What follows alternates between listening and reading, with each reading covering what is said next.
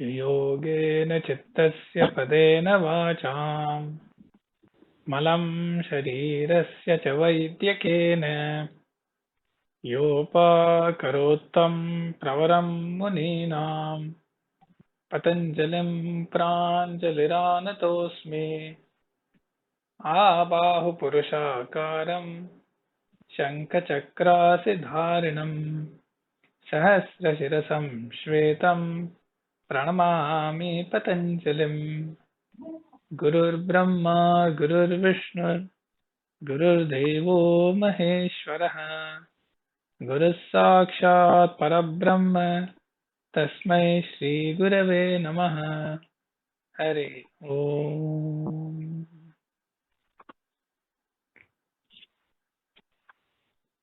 In the previous session, we had just started with Sutra 4.3. So we will now continue there. So the sutra is nimittam aprayojakaṃ prakṛtīnāṃ varaṇabhedastu tataḥ kṣetrikavat. So the question is coming with regard to as a continuation of the previous sutra 4.2, which is jatyantara parināmah prakṛtya pūrāt.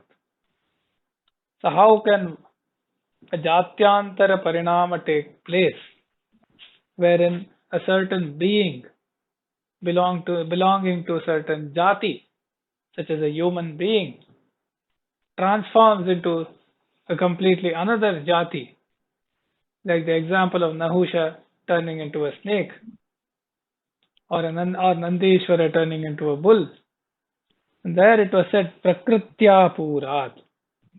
So the prakritis, the tattvas or the principles that evolve into what makes a being, such as manas, indriyas, etc., and the five elements, bhutas.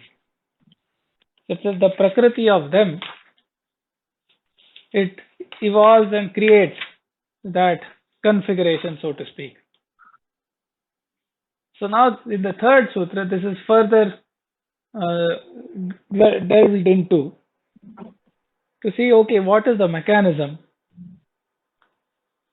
and how does this come about?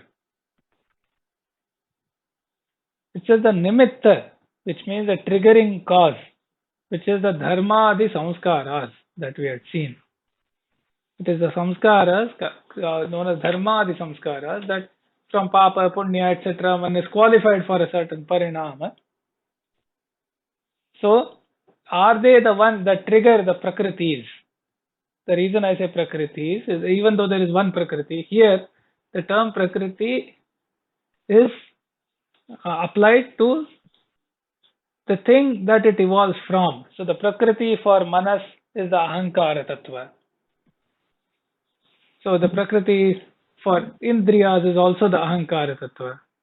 Whereas the prakriti for the ahankara tattva is the mahat tattva, and so on. So whatever evolved into something is the prakriti for that thing. So is the nimitta, is it what is triggering that change in the prakriti, that transformation into the prakriti? Because if one said yes, then there are some contradictions or problems that will have to be explained. So in the sutra, Patanjali says, nimittam aprayojakaṃ prakṛtīnāṃ. So the nimittas, the dharmādi samskaras, they are not causing the prakriti to transform. It is not a prayojaka nimitta, it is a aprayojaka nimitta.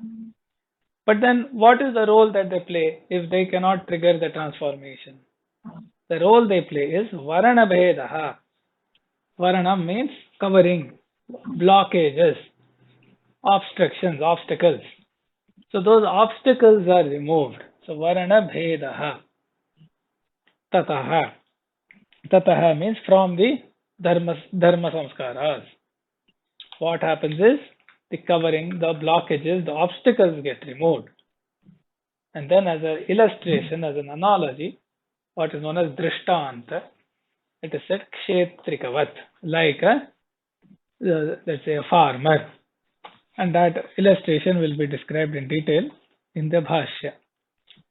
So essentially, what the Sutra says is that the dharma, the samskaras that are causing such transformations, they are not a direct cause. They don't have the power to bring about these changes. But what the role that they play is that the underlying prakriti is all powerful.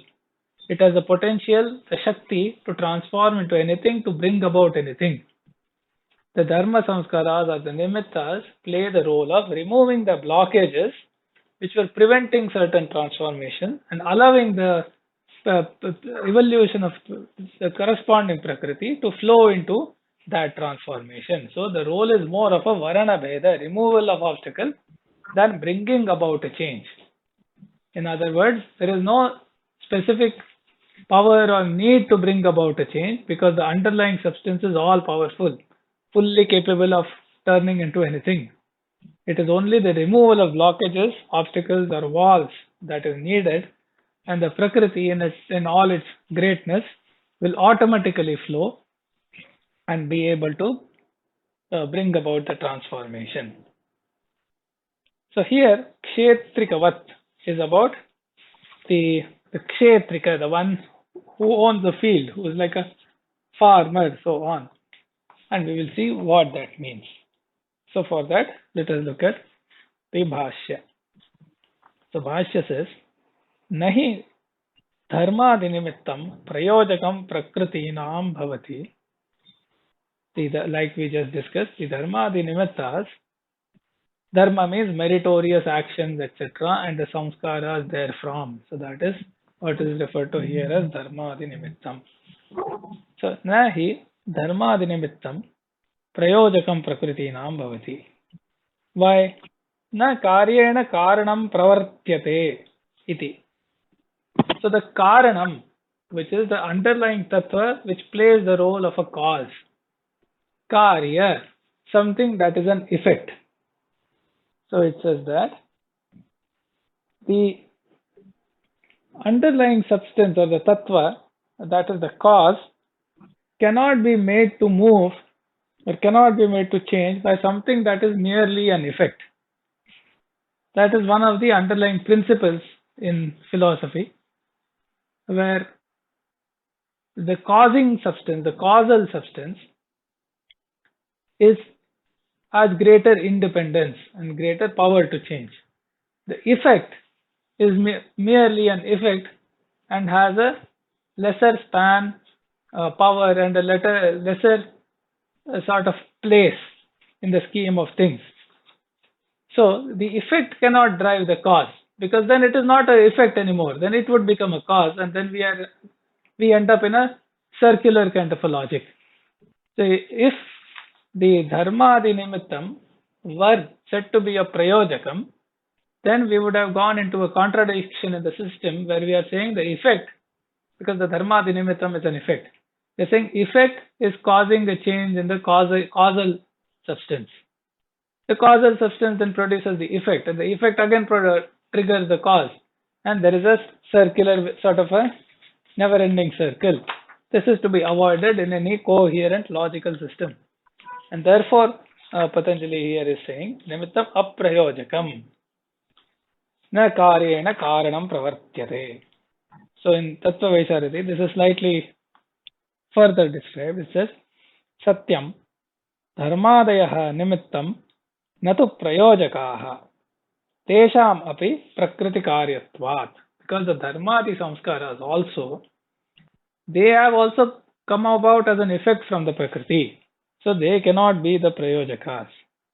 Nacha karyam karanam prayojayati tasya tad adhinotpattitaya karana paratantratvad swatantrasya cha prayojakatvad. So it says the effect cannot impel the cause, because the effect completely is a dependent substance. It is tad adhina. Also it is paratantra. So it is a dependent substance, and the cause is relatively the independent substance. So because the prakriti here is the independent substance, it is the swatantra. We should not and cannot say that the effect, the karya, which is the dharmadi nimittam, is actually causing the transformations. So this is then clear. So it cannot be the prayojakam. Katam tarhi, asks Vyasa. Then how is it happening? So the answer is varaṇabhedastu tataḥ kṣetrikavat. What is happening is varaṇabheda. The blockages, the coverings, the obstacles are being removed. Tataḥ. Tataḥ means from that. So from that is from what? From the dharmadi samskaras, or due to the dharmadi samskaras, these varanas or blockages and obstacles are removed. Kṣetrikavat, like in the case of a farmer.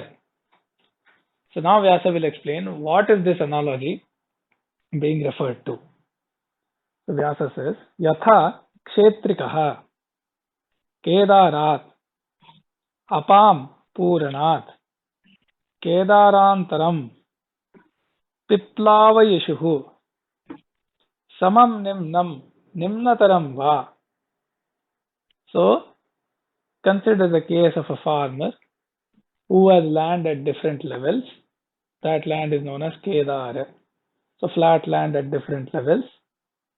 And who wishes, Piplavayishuhu means one who wishes to have the water evenly be present and flow into the land that he has at different levels. So from one flat layer of land, he wants the water to move to the other, such that the other, it is samam va nimnam va. So it is either at the same level or slightly lower level. Then what does he do? Na apaha panina apakarshati. So he doesn't use his hands to sort of pick up the water in the palms and put it in the other piece of land which is at the same or the lower level. He doesn't do that. Then what does he do? Avaranam tu tvasam dhinatti. He just removes the wall that is separating those two pieces of land. He just breaks that wall or removes the mud layer or wall that is in place. Tasmin bhinne, when that wall is being broken or removed, swayameva apaha kedarantaram aplavayanti. So when that obstacle or the wall is removed, the waters automatically on their own, they flow from one field to the other. Because the water already has the ability to flow, there were blockages, the blockages were removed. Tata, in a similar way, dharmaha, the samskaras from meritorious deeds, which are the dharma samskaras, prakṛtīnāṃ avaranam adharmam bhinatti. The dharma causes the removal of those blockages for the prakritis, the respective prakritis, whether mahat, ahankar, tanmatras, etc.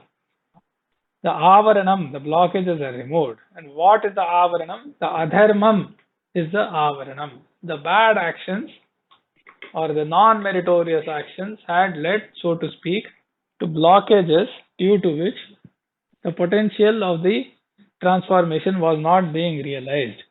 The dharma samskaras removed the blockages. So they did not work directly on the prakriti, but they removed on the other kind of effect, which was the blockages, which is the adharma karya. So the dharma karya removes the adharma karya, and therefore the prakriti is able to flow. Then what happens? Tasmin bhinne, when that adharma blockages is removed, swayameva, on their own, prakṛtayaha, those corresponding prakritis, swam vikaram aplavayanti. They flow into their own corresponding dharma transformations. So this is the nice analogy, which also was a favorite analogy for Guruji, he used it, mentioned it in several talks, and also in his book he has said this sutra is a beauty in itself. So let us talk about that as well. But Vyasa gives another illustration to further explain. Because one may wonder that in some cases, the farmer may choose to pick up the water in his hands and put it in another place, or pick it up in buckets and so on.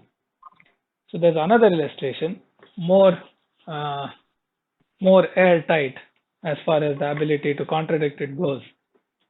So Vyasa says, Yathava sa eva kṣetrikavat tasminneva kedare na prabhavati audakan bhauman va rasan dhanyamulani anupraveshayitum. So similarly, the same farmer, if he wants the waters or the rasa to enter his crops, the farmer doesn't push it into the crops. What does he do? Kim tarhi mudga gavedu shamakadin tato apakarshati. So these are some names of the weeds that will be there in the field. So the farmer, he will remove these weeds or unwanted plants so that the rasa and the water will enter into his own crops. So this is another illustration where the possibility of actually doing it by the agency of the farmer completely goes away, and all he can do is merely remove the things that are coming in the way, which are the weeds. So apakrishteshu teshu swayameva rasa dhanyamulani anupravishanti. So once these weeds are removed, the rasa or the waters along with the minerals will automatically enter the roots of the crops, the dhanya, by the action of the farmer, not to make it enter the roots, but to remove the things that are coming in the way, such that the weeds, etc. So tatha, in a similar way, dharmo nivrittimatre karanam adharmasya. So what is the role of dharma or the meritorious actions? So this is a very deep insight. The role is merely to remove nivrittimatre, only to remove the adharma aspects that are blocking the flow of the prakriti. So which means in each and every one of us, if this is to be applied to daily life, there is the potential, there is the capability of all kinds of great divine transformations to take place. And the adharma samskaras serve as blockages, blocking that pathway for the corresponding prakritis. And that is the role played by the dharma samskaras. So any good actions that are done will gradually or over time remove the blockages that are coming in the way by removing the adharma. So shuddhya shuddhyoho atyanta virodhat. Why does this happen? Because the shuddha and ashuddha cannot be there at the same time at the same place, because there is a atyanta virodha. So this is again a technical term in the Nyaya Shastra, which says if two things are in extreme opposition, like darkness and light, they can't be at the same place at the same time.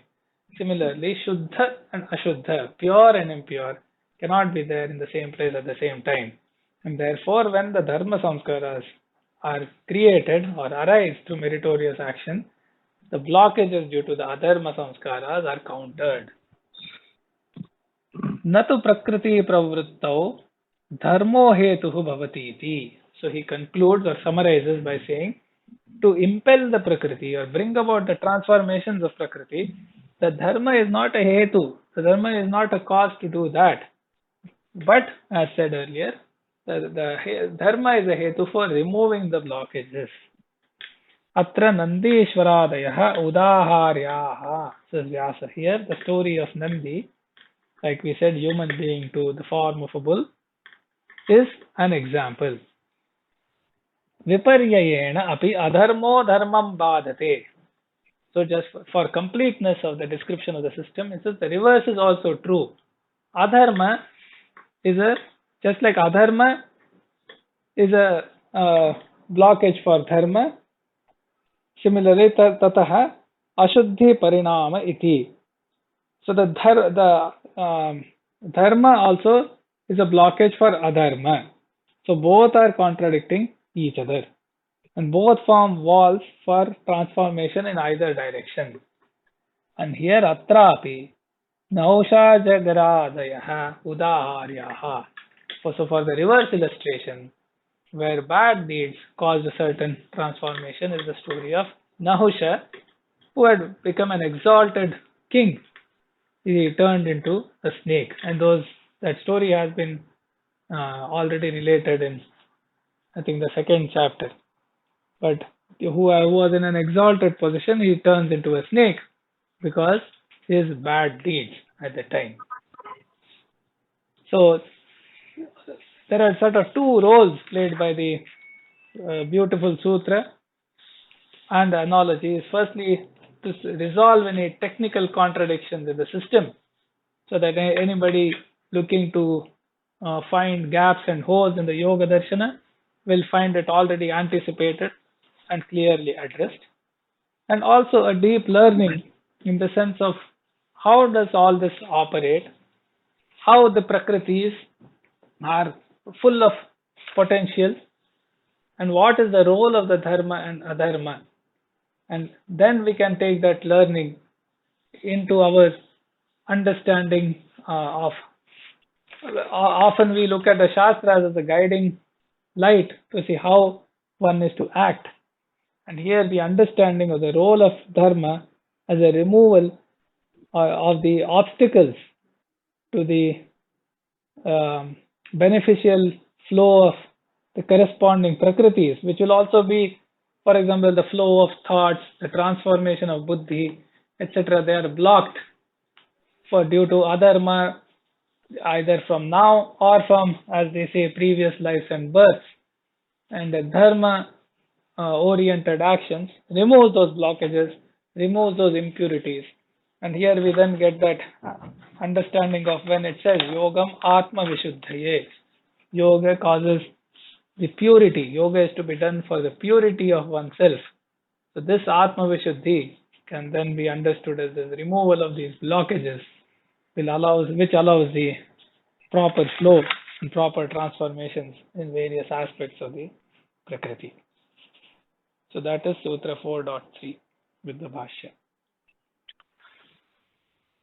So a couple of things to be noted in this sutra are to be considered here by us. And that is what the delineation considers. Now, we in the previous sutra saw the example of a mortal becoming Nandishvara, becoming the divine bull, which is Shivaduta, which is always in subserviency of Shiva. So that is naturally virtue. If somebody is from mortality is going to immortality, ascending on the scale of going to higher manifestation, naturally it is dharma. His upasana, Nandishvara, his upasana, Shivopasana, raised him to that height whereby he became vehicle of Bhagwan Shiva. That's why he's called Nandishvara. He was already ordinary mortal like we mortals, but his upasana took him to that level. So it seems to common man that dharma gives rise to such a transformation, what is called as jatyantara parināma. In the previous session, we saw what is janmantara parināma, which is our case, and jatyantara parināma, which is the case of Nandishvara and Nahusha. That they transformed without going through the transition by death, through death. We have to have a death, intervening death, to transform from one form to another form. If a man has to become elephant, there has to be death, and then that life becomes elephant in next life. So that is called Janmantaranam. And we all are familiar with Janmantaranam in the theory of reincarnation, Karma Siddhanta. But here it is Jatyantara Paranama. Mortal human form transformed into celestial bull. So that was the transformation. So we commonly think that dharma was a cause, virtue was a cause for him to transform.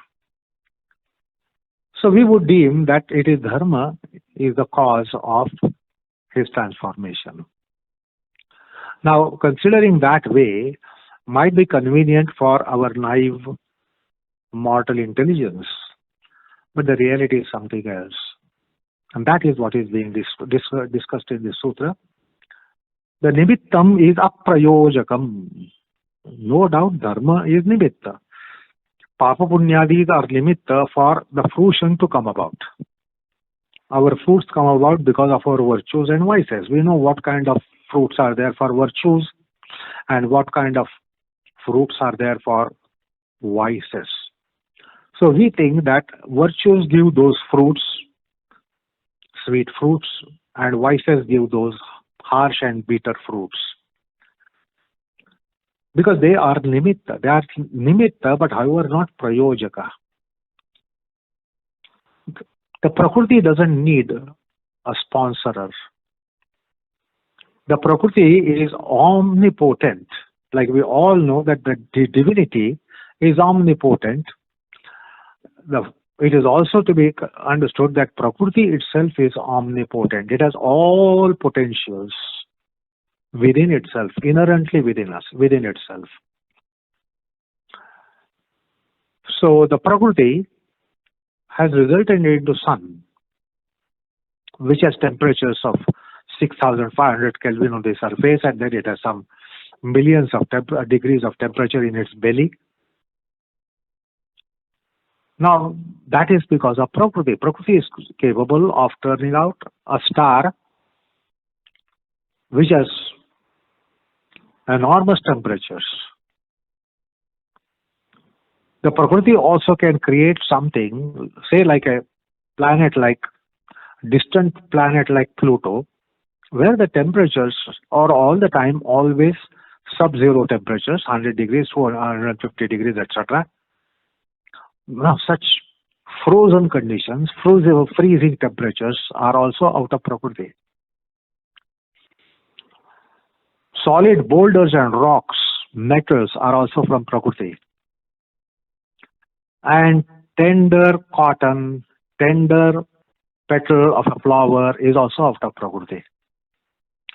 So the Prakriti is creative cause, and this creative cause has potentials to be anything to anything. Nothing is impossible for Prakriti in the material realm.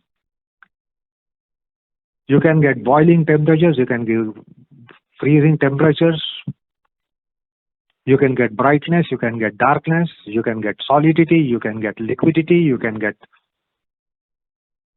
the gaseous matter, as we know, solid, liquid, gaseous. So these are material manifestations which are contrary to each other. But it's all Prakriti, the cause behind it. The Prakriti can turn out our mind, psyche, consciousness. The Prakriti turns out rocks and mountains and oceans and planets and stars and galaxies. So we can imagine what kind of material is there in the universe. Material is in so many forms, infinite forms. Certain stars have temperatures of the order of say 40,000-50,000 degrees, while our sun is only 6,500 degrees. So the Prakriti is a marvel. It is omnipotent. It can manifest anything that is of the nature of material. Nothing is impossible for Prakriti. Prakriti manifests in the form of tender, soft cotton, manifests in the form of tender, soft, beautiful, bewitching flowers. The Prakriti also manifests in the form of nebulae and stars. Nebulae give birth to stars, and the stars, we know what stars are. So Prakriti manifests in infinite forms, absolutely unlimited. It has no limit. So in that sense, Prakriti is omnipotent, and it can manifest in any kind of form which is material, which is prakrutika. Nothing is impossible to it. Prakriti, we know that it gives us fruits, karma phala. Now in karma phala, the Prakriti is the resource, and therefore no karma can be done which doesn't have corresponding fruit, corresponding fruition. Many times we do so many acts and we don't get corresponding fruition, expected fruit for what we have done. But in the nature, it is not that case. In nature, any kind of karma will have compatible, suitable, something that commensurates with the degree of virtue or vice. It has fruits of all kinds, absolutely all kinds. So in nature, there is no condition that particular act or karma doesn't have suitable fruit. So if it is papa karma, vicious act of any degree, every degree of it has a commensurate fruition. It corresponds to degree of vice. So nothing is impossible. To understand this, I can say that, say for example, materialistic people think that money is everything. There are many people who think that money can buy everything. Money can help us buy anything and everything. Nothing is impossible when you have money. But then the fact of the matter is, we realize that so many things are not available by money, cannot be procured through money. So, money has certain limitations. Money cannot give you certain contentments, certain santosha, certain degrees of santosha and contentment and accomplishment and happiness. Money cannot help you buy it. Money only can help you buy certain services and certain commodities. So reality is realized with little inquiry that money cannot help you buy everything that we need in life. So therefore we know that even if we have plethora of money, it will not satisfy us in every kind of need that we have. It won't satisfy. Prakriti is such a kind of resource. It is not like money. It can give anything and everything.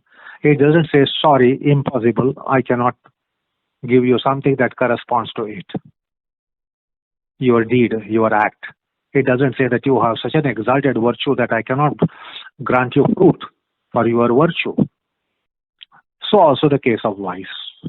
So the Prakriti is to be understood as an omnipotent. Nothing is impossible for Prakriti to be manifesting in entire material realm of the universe.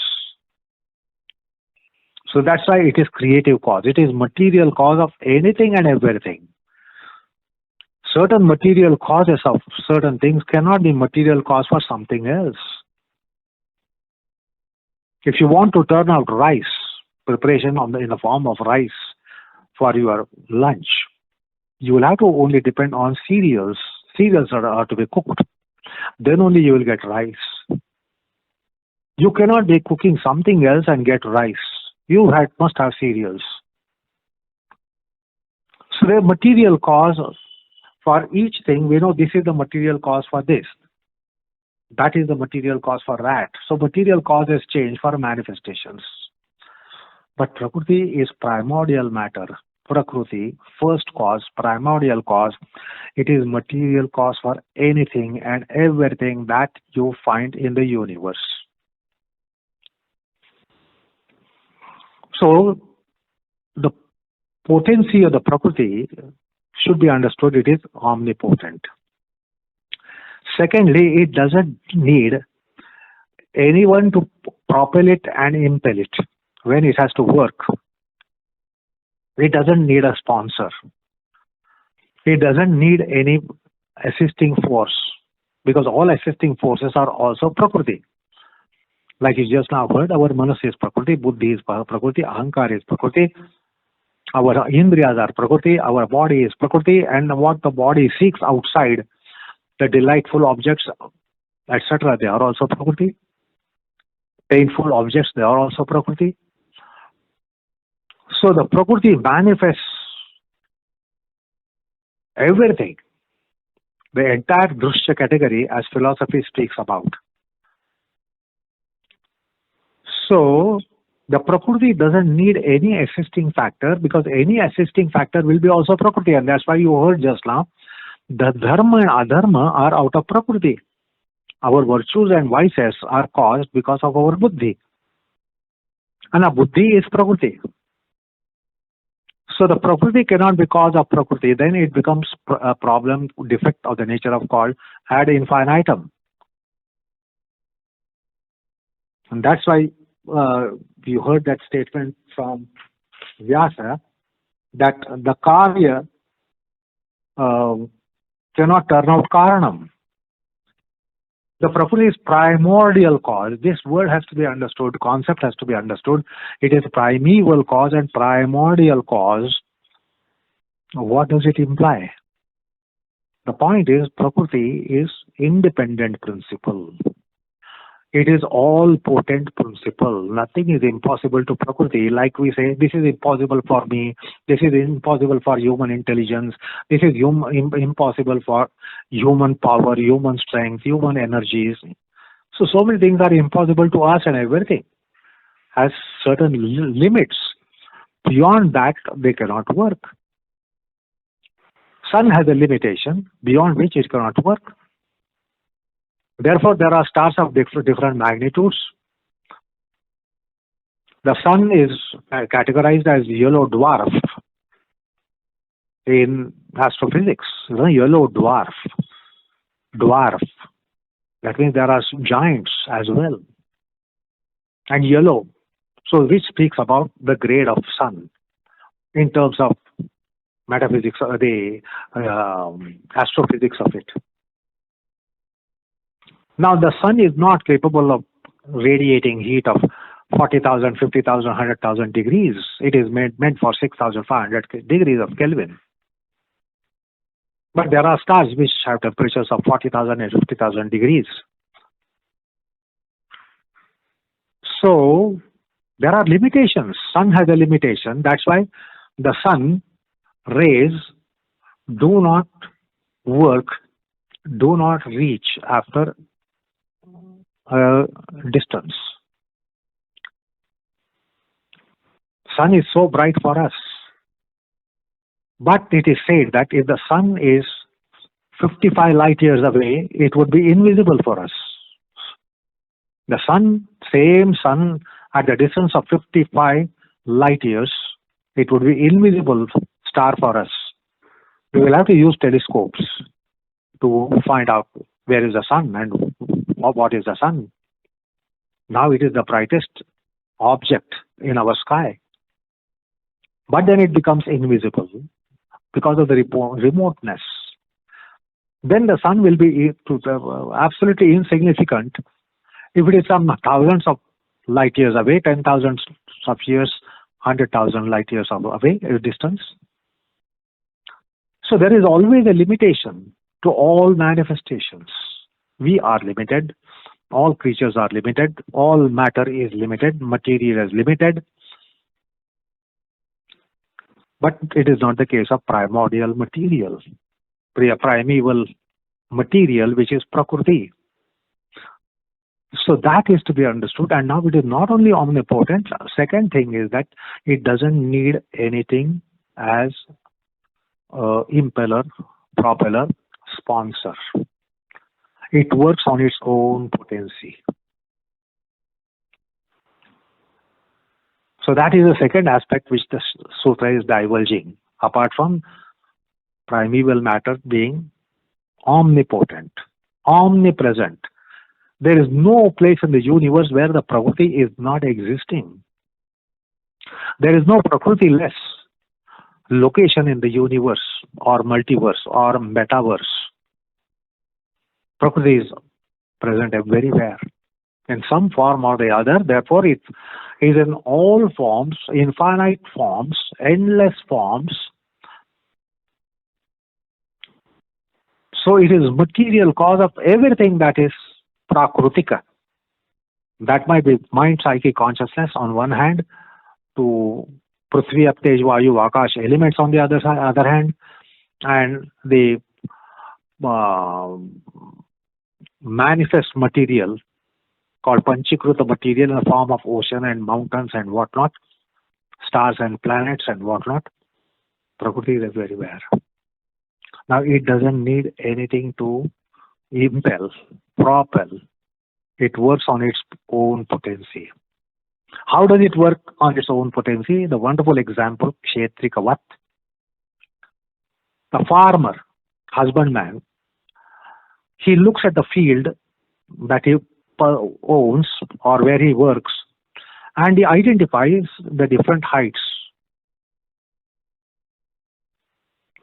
And accordingly, he creates bunds, because in agriculture, farming, the water must be in particular part of it for some time. It's not just watering the plants like we do in kitchen garden. With a pipe, we just supply water. But in agriculture, the water must be staying, and therefore the bunds are built. So when the bunds are built, the water doesn't flow. So water stays there as long as it is required to stay there. Now when the farmer has to mobilize the water from one part of the field to another part of the field, which is always little lower or same level. And that's why he first waters the highest plane of land, and from there slowly builds bunds. And then the bunds have to be removed, that's all. When the bunds are removed, the water flows on its own, because it is nature of water to flow. So water will always flow towards the same level or to a lower level. So he arranges those divisions by building bunds, and he supplies water to the highest first. When that is sumptuously watered, then he removes the bund. So water flows to the next adjacent part of the field, which is again bunded. So the water stays there, it doesn't flow. So the farmer only has to break the bund for water to flow. He doesn't push the water. Or you heard, he does not use the hands to supply water from one piece of field to another piece of the field. He doesn't pick up the water in his arms and supply the water, nor does he push the water. He doesn't have to push the water, because water flows on its own. So he has only to break the bunds. So when the obstruction is removed, the prakriti flows. So why are we limited? It is because there are obstructions. If the obstructions are broken, we will break the limits. So we are limited as human beings because of the obstructions that we have. Otherwise, our prakriti within us is not limited. It is unlimited. Therefore, a mortal like Nandi, a human being, became celestial bull. Human form became celestial bull form. So dharma was all within him. Only the nimittam, which is papa punya, they are like bunds. So the bunds are to be removed. The adharma was bund for, in the case of Nandishvara. So when that was removed, the prakriti started flowing. And how did it flow? It had the flow to become a celestial bull, immortal bull. and in subservience of the Bhagavan Shiva. So also, as just now you heard from Srineet, adharma is a bund for dharma as well. Why are we not able to commit dharma? Adharma puts a binding. Why are we that we cannot be performing certain sins? Because the dharma bounds us. We cannot become unscrupulous tyrants or terrorists. It is because something holds back. So adharma is a bund for dharma to flow, and dharma is bund for adharma to flow. In case of Nahusha with exalted virtue got a place, Mahendra Pada, the kingship in the heavens. So his virtue took him there. And he became celestial, so became unlimited compared to mortals. But then he committed a sin. Now, having committed a sin, what happened? He transformed into snake form. So he reeled down to infernal form of creature. So dharma and adharma, these are bunds, and what needs to be done is only remove the bunds, remove the obstacles. If you remove the obstacles, the prakriti starts flowing. So prakriti doesn't need motivator. It seems to layman that the dharma motivates prakriti for us to become exalted. Adharma motivates us to become subhumans. The prakriti is all potent. Only the bunds are to be removed, and that's why that wonderful example that we just now read told us about the reality. Like water has nature to flow, prakriti has nature to flow. So also the other example that was given, that farmer does, apart from just breaking the bunds, he has to do certain other things. He has to weed out certain things which are in the field. He will not be harvesting otherwise, ideally. So what is it? Those weeds are obstructing to have the harvest in quality and in quantity. So the waste material is removed. If that is removed, then exalted yield would be available. So the obstructions are to be removed, and the farmer doesn't grow what is harvested in his field. He only removes the obstacles, and the prakriti in the form of land, and the prakriti in the form of manure, prakriti in the form of seeds is capable of giving the harvest. So only the obstructions are to be removed, and that is what the farmer does. He doesn't grow. He only breaks the bunds for water to reach. He also does the conservation by weeding out material that is stuck in that field. He removes all those things so that he can harvest. So farmer really doesn't grow as we all take that way. Farmer grows in the field. It is prakriti which does everything. He has to only consider the obstacles and remove the obstacles, then it is natural to have the reap. So, how the prakriti works is beautifully described here. The dharma, adharma are nimitta. Why? Prakriti is limited, seemingly limited, inherently not limited. If you remove these obstacles, then it shows its omnipotency. The point to be noted in the sutra is that prakriti doesn't need another cause, another agency for it to really work as a material cause of entire creation. It has all the potencies within itself. It is material cause of anything and everything that is in the universe. Now, it is unique material cause. That's why it is called primordial cause, primeval cause, creative cause. Prakriti literally means creative cause. It has creative powers to create anything that is in the universe of the nature of Prakriti. Secondly, it doesn't need any propeller, impeller, sponsor. It works on its own potency.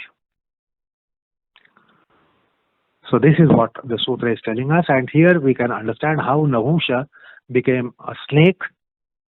Dharma made him, gave Mahendrapada kingship in his heavens, but his sin broke the bond, and that's why he had to flow down to infernal plane of becoming a snake. And vice versa is the case of Nandishvara. From a lower plane, he ascended to higher plane. Nahusha from higher plane descended to lower plane. So the dharma, papa, punya are only nimitta. They are only nimitta. They are only instrumental. They are not material for what Nahusha became, and they are not material for what Nandi mortal-like person became immortal. They are only nimittam, but aprayojakaṃ. And the sutra wonderfully tells another reality about the yatha kṣetrikavat. So a sutra is really impregnated with enormous purport to explain out of this. Okay.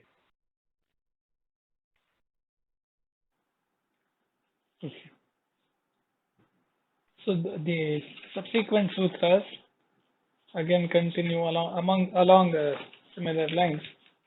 So let's take that up in the next session.